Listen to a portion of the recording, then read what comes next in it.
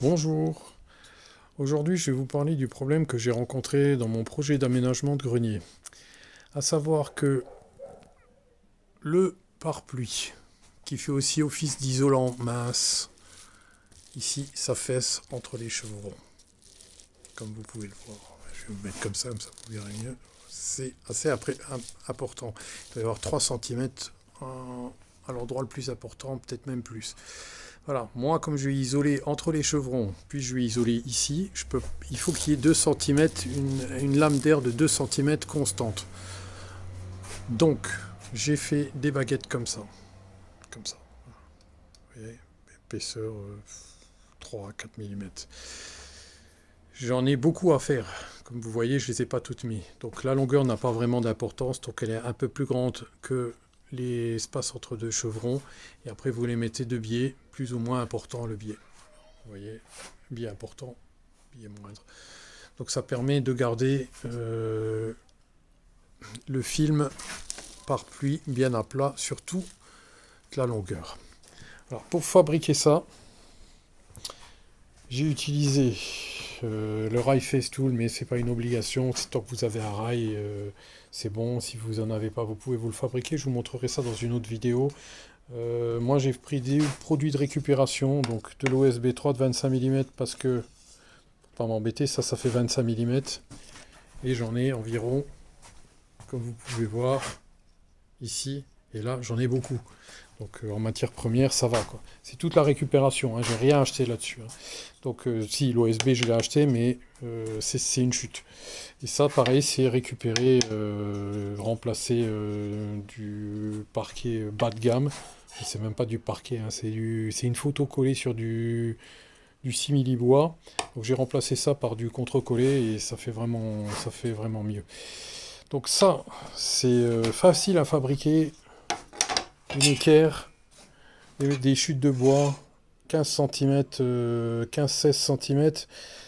Pareil, la chute de bois, je l'ai coupée en deux, ça m'a fait deux morceaux. Là, 19 cm, il faut que ce soit assez large ici, il faut que ce soit assez large ici. Hein. C'est tout. 14, allez, non, 10 cm. Ouais, même 10 cm, ça peut aller en dessous, c'est un peu limite quand même. Donc, entre 10 et, je dirais 20 cm, mais c'est pas la peine de mettre trop. Et là, pareil, là, c'est important quand même de mettre un peu plus. 19 cm, c'est bien. Pour guider, pour pas que ça bouge horizontalement. Après, faire attention à la perpendicularité. Mais si c'est pas perpendiculaire, vous récupérez de toute façon ici. Vous mettez un coup de lame de scie et ce qui dépasse, vous ne mettez pas autant, hein, bien entendu. Ce qui dépasse, après ce sera droit. Pareil de l'autre côté. Après, ce que j'ai fait ici, les vis que j'ai utilisées, elles sont un peu plus longues que l'épaisseur de ça et de ça. Les deux morceaux de bois. Ce qui fait qu'elles ça vient se prendre un peu dans le polystyrène, dans le styro. Et du coup, vous voyez, alors, si je pousse ça, mais il y a le styro dur, il va bouger. Je sais pas comment je vais vous montrer ça. Hop, voilà. Vous voyez, ça bouge pas. La partie là ne bouge pas. Et c'est ça le but.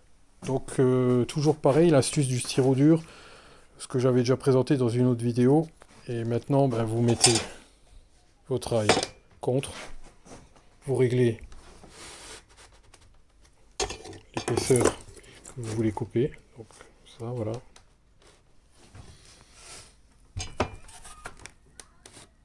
Voilà, hop, comme ça. Ça c'est un petit peu trop, parce que ça, je trouvais que c'était un petit peu trop épais. Voilà, comme ça sera bien. Pareil de l'autre côté. Vous réglez ici. Voilà, celui-là il est déjà réglé un petit peu. Voilà, dépasser un tout petit peu, voilà, comme ça. Et après, il n'y a plus qu'à alimenter avec des chutes de bois que vous avez récupérées un peu partout sur le chantier. Et comme ça, je vais faire toutes mes... Je sais pas comment on va appeler ça. Mes renforts. Voilà, tous les petits renforts, je vais les faire avec de la récupération. Ça va me coûter rien et ça va, et comme j'en ai beaucoup à faire, ça va me permettre d'utiliser toutes les planches que je vous ai montrées tout à l'heure. Voilà la petite astuce, pas compliqué, n'importe quel bricoleur de base comme moi sait le faire. C'est vraiment pas difficile. Et ça vous fait gagner beaucoup de temps après parce que vous faites à la chaîne une pièce qui vous prend. Moi, ça me prenait 1 minute ou deux à régler à chaque fois. C'était un peu pénible, c'était jamais la même épaisseur. Là, ce sera toujours la même épaisseur. J'ai juste besoin de mettre le bois et le déplacer. Voilà, donc les outils standards pour bricoler, bien comment ça s'appelle? Pour faire le gabarit, ben, bien sûr une perceuse pour pré-percer les trous, un serre-joint ou deux, une visseuse perceuse si vous avez les deux, si vous en avez deux, c'est plus pratique. Voilà, une scie circulaire. Si vous avez pas une scie plongeante, ça marche aussi avec une scie circulaire. Euh, vous appuierez sur le, comment ça s'appelle? Là-dessus, sur le guide. Le seul problème que vous aurez avec la scie circulaire, c'est que cette partie-là, elle est vide. Donc ça, c'est pas bon. Alors c'est pas compliqué, hein. Vous pouvez très bien rajouter une deuxième partie ici. Je vais vous montrer. Voilà. Hop. Voilà. Pas compliqué. Prenez un truc comme ça, là. Tout le monde a ce genre de rail à la maison. Voilà, vous enlevez ces trucs-là. Vous le calez ici de la largeur de votre scie circulaire. Pour que ça vienne affleurer, hein, bien entendu. Hein, donc comme ça, on va dire. Comme ça, là, ça vient affleurer ici. Voilà. Vous faites gaffe qu'à l'arrière, ça affleure aussi. Hein. Hop, que vous soyez bien droit. Bon, là, bien entendu, vous voyez que c'est un peu plus épais, c'est dans le vide. Mais par principe, vous rajoutez une règle, un rail en aluminium, n'importe quoi. Et puis vous arrivez à faire le guide. Voilà, c'est une pièce en plus à rajouter. Pour ceux qui ont des scies circulaires standards, qui n'ont pas une scie plongeante. Voilà, explication facile à réaliser et qui fait un grand gain de temps, qui fait gagner beaucoup de temps au niveau de la production de ces petites baguettes. En espérant que ça me serve pour autre chose, je vais le bricoler, je vais l'améliorer, et puis ça fera l'objet d'une autre vidéo. Voilà, sur ce, prochaine, et merci de liker, et si vous avez des commentaires, des questions, n'importe quoi, vous me les posez, j'y réponds. À une prochaine. Ciao.